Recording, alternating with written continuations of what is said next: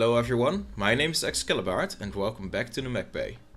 So last time we looked at building a relatively cheap sniper marauder, and this time we're going to build a scout. Of course, because these are very different types of mechs and very different roles, there are some very different things that we have to keep in mind while building. And I want to focus on three things in particular. The first one is speed, because scouts need a lot more speed than snipers do. Snipers can use their own team for distraction, they can hide behind it as a shield. Scouts don't have that luxury, because they actually have to separate from their team to catch the enemy team off guard. They have to run away from combat lights that try to hunt them down. Yeah, so speed is very important. Usually you want to run the max engine available. Secondly, stealth. Stealth is very important for a scout, of course, because you don't want the enemy team to know that you know where they are. So yeah, stealth is usually done by ECM. A lot of people just take a mech which has an ECM slot, which is very easy because it hides you from enemy radar. It's very powerful. But if you don't have access to ECM, usually people will take a more low profile mech. Or that means a mech that doesn't look very humanoid, like a locust or a raven or even a cicada. Because humanoid shapes are actually very easily recognized by the human brain. They can see you from further away. Of course, humanoid mechs can still scout, but they are less effective at scouting. They're more effective at combating, because they usually have more width for their arm weapons. So yeah, the third thing is utility, because you're a light mech, and especially if you're a scouting light mech, you usually don't carry a lot of weapons. You're carrying utilities to let the enemy team know where you are. So that also means that you don't have to focus that much on weapons, because you can rely on the damage that your team can do for you. For example, if you narc someone, you're probably going to get a lot of assistance from your allied LRM boats, which means you don't have to run a lot of medium lasers to defend yourself. So these are three things, three different priorities that we have to keep in mind while building our light scout. And I say light scout because the chassis that fits many of these criteria very well, and which we are going to use, is the RVN-3L. Because it has ECM, it has utility quirks. It actually comes with quirks that improve the narc.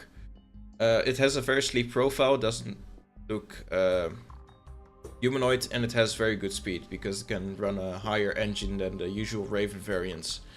And of course, it looks really cool. Again, the best reason you can have. So the 3L is actually famous for a simple build, which uses 2 ER large lasers in the right arm, an ECM and a max engine available. Yeah, this is a very powerful mech because it has a lot of firepower for its weight. It is actually a really good middle way between a scout and a sniper, because early on you can scout and later on you can snipe from afar, get some cheesy kills on enemies. So that's really effective. But that's more of a fighting oriented mech. It doesn't come with a lot of utilities, and today I want to focus more on the utility side of scouting. So our basis for this build will be an XL295 engine.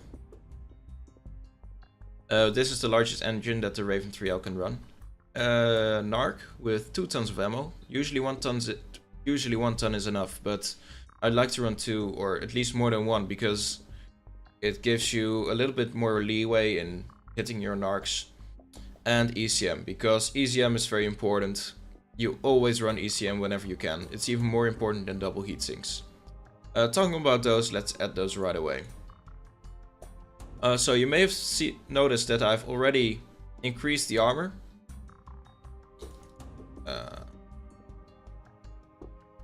This is actually how I would divide front and rear armor. But I've already distributed the armor and rounded it down to the nearest half ton. And now we're going to equip Endosteel because we have the space for it anyway. Yeah, because we don't have a lot of hard points, and since we're a utility mech, we're not going to run a lot of weapons anyway, so it's safe to assume that we can run all the 3 upgrades. You may notice that I haven't taken away any armor from the legs, but I've taken it away from the head and the left arm, because the legs are actually very important for a scout. People will focus your legs because your speed is your power. Instead, I've removed it from the head and the left arm because I'm not going to run anything in the left arm, it's just the shield, and the head because it's not going to be hit very often. So, you might notice that we have 5 tons left. So, you could think to yourself, wow, that's enough for 1 ER large laser. Amazing. Except it's not really that amazing, because 1 ER large laser doesn't really have a lot of firepower. It's basically just one big blue beam that leads to your position, that gives away your position, and it's just a light magnet basically. 2 ER large lasers is of course a lot more powerful than 1 ER large laser. That is why the sniper variant, which runs 2 of them, actually works. But 1, not that impressive. I wouldn't recommend this. So instead, I'm going to let you think for a little bit. You can pause the video, and later on I'll return in game with what I actually made of these 5 tons, and discuss some other builds that I thought about while coming to my final solution on what to do with these 3 tons. So pause the video now and I'll see you soon.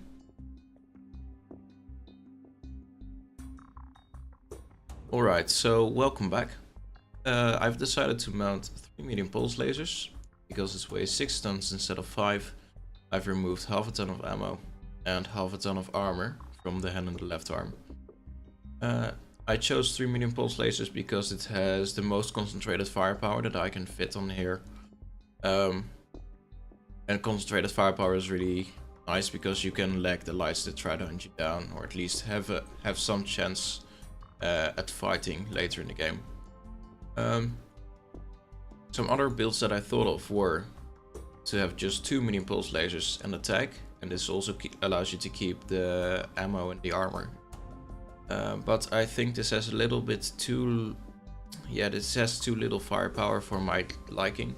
The tag of course increases your utility, but because it has to stay on target while the narc is fire and forget, the tag will actually prevent you from doing a lot of things in game. Like, you cannot just turn and run away. You have to keep the tag on your enemies, and they can also see the tag laser. So I don't really like it, and usually missile boats also bring their own tag and they don't stack. So I didn't run tag. Another thing that I thought of was to run 3 medium lasers and spend the rest of the tonnage on a streak SRAM 2 with ammo, but that spreads out the damage too much. The medium laser has a longer duration, so damage spreads out over a larger part of the mech that you're aiming at, and the streak SRAM always targets random components, so it's very difficult to finish mechs off. So 3 medium pulse lasers, that's my solution. If you had any other builds, please let me know. So one final thing before I leave is that I want to say that usually you don't really get to run a lot of different builds on light mechs.